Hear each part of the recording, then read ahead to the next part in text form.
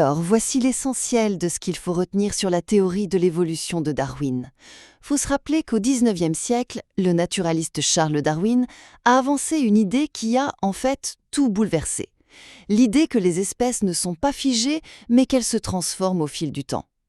Premièrement, tout a commencé avec une observation, très concrète. Pendant son fameux voyage sur le Beagle, Darwin a été bluffé par les pinsons des Galapagos. D'une île à l'autre, leurs becs avaient des formes complètement différentes, mais toujours parfaitement adaptées à ce qu'ils mangeaient. C'est là qu'il a eu le déclic. Les espèces ne subissent pas juste leur environnement, non, elles s'y adaptent pour survivre.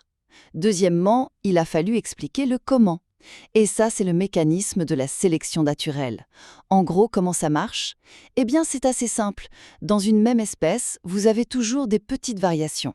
Prenez les girafes. Celles qui naissaient avec un cou un chouïa plus long avaient un avantage pour manger.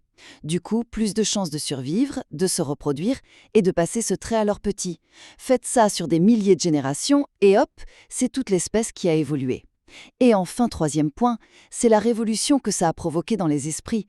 Sa théorie suggérait que toute la vie sur Terre, nous tous, on partage des ancêtres communs. L'ordre qu'on voyait dans la nature, ce n'était plus le plan d'un grand concepteur, mais le résultat d'un long processus d'adaptation et de survie. En bref, Darwin nous a montré que la vie, ce n'est pas une image fixe, mais plutôt une histoire de transformation continue, façonnée par la survie.